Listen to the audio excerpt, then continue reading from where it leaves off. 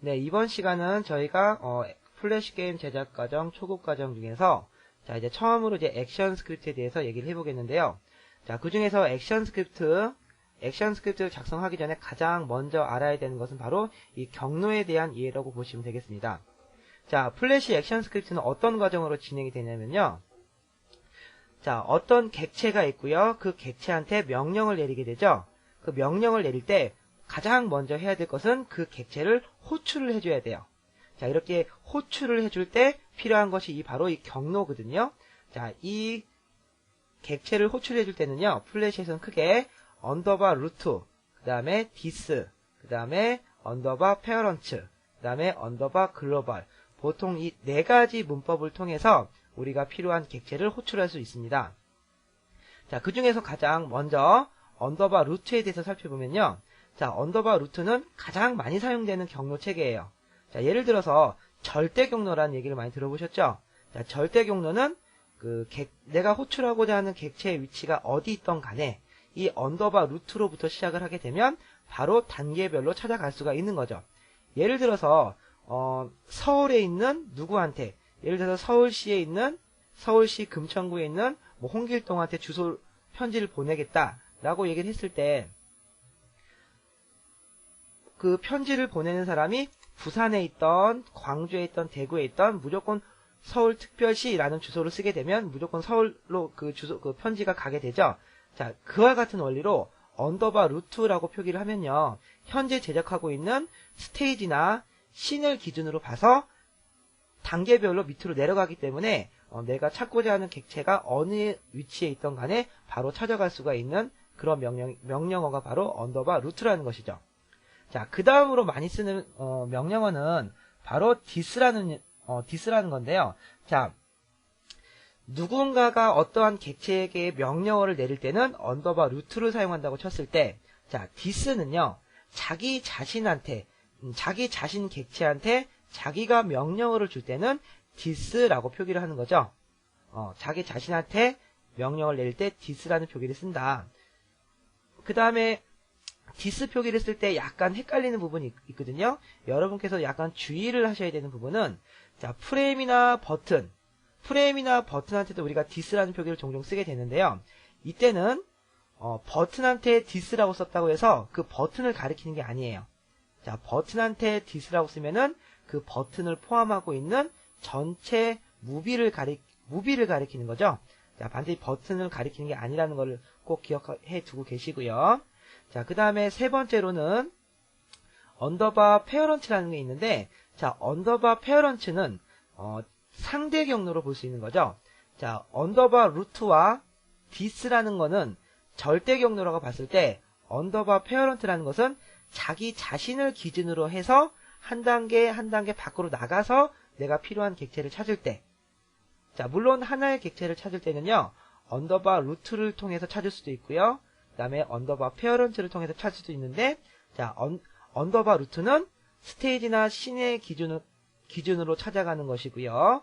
언더바 페어런트는 자기 자신을 기준으로 해서 다른 객체를 부를 때 언더바 페어런트라는 명령을 쓰게 됩니다.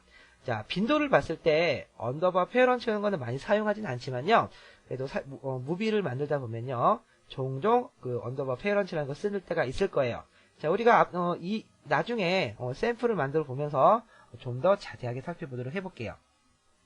자, 그 다음에 마지막으로 언더바 페어런트라는 게 있죠? 언더바 글로벌이라는 게 있죠? 자, 언더바 글로벌이라는 거는요, 이 용어의 뜻과 마찬가지로 여러 개의 무비, 우리가 이제 로드무비라든지 아니면 네트워크에 관련된 그런 부분들은 다루진 않지만, 나중에 여러 개의 SWF와 서로의 경로가 존재할 때 가장 큰 변수를 만든다든지 가장 큰 객체를 부를 때, 그때 언더바 글로벌이라고 표시를 하면요, 경로와 상관없이 무조건 해당 객체를 찾아주는 게 바로 언더바 글로벌이라는 거죠. 자, 그러면 실제 플래시를 띄워놓고서요, 저희가 언더바 페어런트, 언더바 루트, 디스, 페어런트, 글로벌, 요 부분에 대해서 좀 더 자세하게 한번 살펴보도록 하죠. 자, 그러면 저희가 실제 플래시 창을 띄워놓고서 한번 경로에 대해서 한번 살펴보도록 할게요. 자, 지금 화면상에 제가 지금 이러한 그림을 하나 그려놨는데요. 자, 이 그림을 우리가 하나의 건물이라고 얘기를 할게요. 자, 건물이라고 얘기를 하고요. 이 건물에는 A층과 B층, C층이라는 각각의 층이 있고요. 그 각 층에는 자, 꼬맹이, 지은이, 그 다음에 희웅이, 영삼이, 자, 이러한 객체들이 있다고 가정을 졌을 때, 자, 이 객체들이 포함하고 있는 가장 큰 세계는 바로 이 건물이라고 볼 수 있는 거죠. 자, 그 다음에 이 건물을 우리가 실제 플래시 디자인상으로는 스테이지라는 용어를 쓰게 됩니다. 그쵸? 디자인적인 용어에서는 스테이지라는 용어를 쓰게 되고요. 그 다음에 이 프레임, 이 해당 프레임 개념으로는 이 씬이라는 용어를 쓰게 되죠. 자, 여기에 보시면 씬 1이라고 있는 걸 보이시죠? 자, 씬이라고 표현을 하고요. 그 다음에 또 이 전체를 바로 액션 스크립트 상으로는 루트라는 용어를 쓰게 되는 거예요. 자, 그럼 다시 한번 정리를 해보면, 자, 루트 안에, 즉, 스테이지 안에는 꼬맹이, 지은이, 희웅이, 영삼이라는 4개의 객체가 A층, B층, C층, D층에 나눠져 있다고 볼 수 있는 거죠. 자, 그러면 우리가 절대 경로인 루트를 이용해서 각각의 객체를 한번 호출해 볼게요. 자, 먼저 제가 지은이라는 객체를 하나 호출을 해볼까요? 자, 그러면 어떻게 표기를 하냐면 언더바 루트에 있는 자, 지은이는 어느 층에 들어가 있죠? 자, B라는 층에 들어가 있죠? B층에 있는 누구? 지은이. 자, 이렇게 불러주게 되는 거죠? 자, 간단하죠? 자, 그냥 해당 객체가 있는 경로를 찾아서 들어간다고 보시면 돼요. 자, 가장 큰 루트로부터 B, 그 다음에 객체. 자, 이런 식으로 불러오게 되고요. 자, 그러면 이번에는요, 03이라는 객체를 한번 불러와 볼까요? 자, 03이라는 객체를 불러오려면, 자, 어떤 식으로 표기가 되냐면, 자, 언더바 루트에는요, 언더바 루트 점, 그쵸? 도트 표기라고 그러죠? 자, 우리가 웹에서는 이 슬래시로 표기를 하는데요. 플래시 액션 스크립트 상에서는 이렇게 점으로 표기를 해서 단계별로 넘어갈 수가 있는 거예요. 자, 언더바 루트에 있는, 그쵸? 그 다음에 C.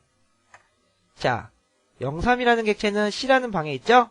자, C라는 방에 또 D. 라는 방에 03이. 자, 이렇게 부를 수가 있는 거죠? 자, 좀 이해가 가시나요? 자, 있는 그대로 찾아가시면 돼요. 루트에, C에, D에, 03이. 자, 이런 식으로 루트에, C에, D에, 03이. 자, 이렇게 찾아가면 되죠? 자, 이제 한마디로 내가 부르고 루트라는 표기는요, 내가 부르고 싶은 객체가 어디에 있던 간에 이러한 절대 경로를 표기해주면 바로 해당 객체를 불러줄 수가 있는 거예요. 자, 그 다음에요. 자, 이번에는 언더바 페어런트라는 표기를 한번 해볼게요. 언더바 페어런트. 언더바 페어런트는 뭐라고 그랬죠? 자, 언더바 페어런트는 해당 객체, 자기 기준. 자, 어떤 객체한테 액션을 써든 간에 자기를 기준으로 해서 한 단계 밖으로 나간다고 그랬어요. 자, 한 단계 밖으로 나가. 근데요, 자, 플래시에서는요, 제가 만약에 B층에 있는데요, C층으로 가고 싶어요. 뭐, 우리가 현실 세계에서는 B에서 뭐 C로 엘리베이터를 타고 이렇게 올라갈 수도 있지만, 실제 플래시 세계에서는요, 바로 찾아갈 수는 없어요. 바로 찾아갈 수는 없고, 반드시, 마당인, 이 루트를 통해서 가야 돼요. 자, 무슨 얘기냐? 만약에 지은이가 03이를 부르고 싶어요. 그쵸? 지은이가 03이를 부르고 싶다면, 바로 03이 이렇게 부를 수 있는 게 아니라, 자, 지은이는 일단 루트로 나가야 돼요. 자, 그러면 B에서 한 단계 밖으로 나가면 바로 루트가 보이죠? 자, 그러면은 B에서 한 단계 나가고, 자, 한 단계 나간 루트 상에서는 우리 C라는 게 보이죠? C라는 방이 보이죠? 자, C의 안에 있는, D의 안에 있는 03이 이렇게 불러줄 수가 있는 거예요. 조금 복잡한가요? 자, 항상 나를 기준으로 해서, 객체를 중심으로 해서 한 단계 밖으로 나가서 다음 객체를 찾아간다라고 생각하시면 언더바 페어런트 표기가 좀 편할 거예요. 자, 그럼 다시 한번 써볼게요. 이번에는 지은이가 032를 부르는 상대 경로, 즉 페어런트 표기를 한번 써볼게요. 자, 그러면 자 먼저 언더바 페어런트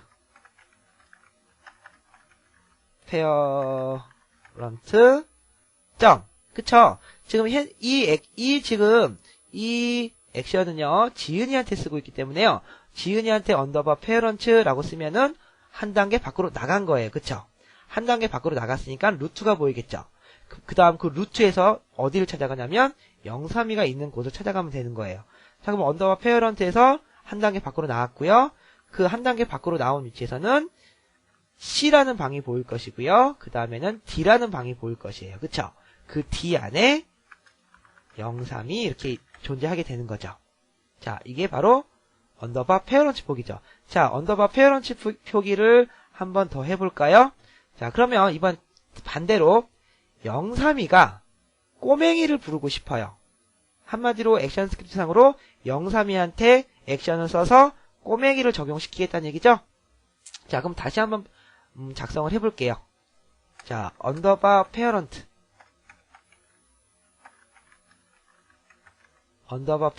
점.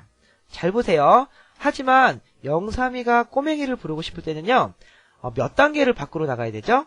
자, D라는 방에서 한번 나가면 C라는 방이 보이죠? 또 C라는 방에서 한 단계 나오면 그 다음에 루트가 보이죠? 그쵸? 그 다음에 루트에서 한 단계 들어가야지 꼬맹이라는 객체가 보이죠? 자, 그러면 언더바 페어런트 점, 다시 또 한번 언더바 페어런트 점, 이렇게 두 번을 나가야 되잖아요. 그렇죠? D에서 C로, C에서 루트로 두 번을 밖으로 나가야 되기 때문에 언더바 페어런트 점 이렇게 나가야 되죠. 자, 두 번을 나오고 난 다음에는 루트가 보이죠. 자, 루트에서는 여기 써주지 않고요. 바로 여기 위치에서 이제 A라는 방에 꼬맹이가 있기 때문에 A 점 꼬맹이. 자, 이런 식으로 부르게 되면 언더바 페어런트, 즉 상대 경로 표시가 되는 거죠. 자, 언더바 루트와 페어런트, 이 두 가지 차이점을 좀 아시겠나요? 기타 이제 this라는 표기가 있죠? 자, 루트와 페어런트는요, 다른 객체가 또는 다른 함수가 해당 객체를 명령을 줄 때 언더바 루트나 페어런트를 쓰는 것이고요. 그 다음에 this라는 표기가 있었던 거 기억나시죠? 자, 제가 만약에 이 희웅이라는 객체가요, 다른 객체를 명령을 내리는 게 아니라 자기 자신이 움직이겠다. 자기 자신의 어떤 변화를 주겠다. 그런 액션을 쓸 때는 바로 그냥 this. 이렇게 바로 해서 그 다음은 이제 명령어 이렇게 나오겠죠? 이런 식으로 표기를 해주면 되는 거예요. 지금 제가 이 뒤에는 쓰진 않았지만 여기도 마찬가지예요. 그 다음은 명령어.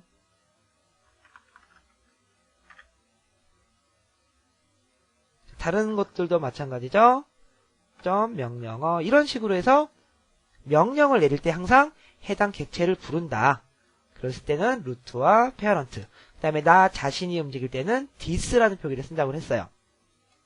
자, 이제 마지막으로 언더바 글로벌이라는 거 있는데, 자, 언더바 글로벌이라는 거는 많이 쓰진 않지만요. 언더바 글로벌을 쓸 때는요, 그냥 말 그대로 언더바 글로벌 점 희웅이라고 불러주게 되면 바로 희웅이라는 객체를 불러주게 되는 거죠. 자, 이렇게 쓸 때는 주로 어떨 때 쓰냐면요. 자, 많이 쓰진 않지만 명령을 준다기보다는 전체를 관리하는 어떠한 특정한 변수를 가리킨다든지 다른 루트에 있는 다른 객체를 부른다든지 고유의 이런 변수명을 가지고 있을 때는 우리가 보통 언더바 글로벌이라는 표기를 많이 써요. 자, 하지만 저희가 앞으로 액션 스크립트 코딩을 할 때 가장 많이 쓰게 되는 것은 바로 루트와 페어런트, this 이 세 가지를 가장 많이 쓰게 되는 거죠. 자, 그래서 다음 시간부터는 실제로 이렇게 객체를 불러오고 그 객체한테 명령을 줄 때 이런 경로를 많이 쓰게 될 테니까요. 자, 지금 했던 경로에 대해서 잘 기억하고 계셔야지 다음 액션 스크립트 상에서 좀 더 쉽게 접근할 수 있게 되는 거죠.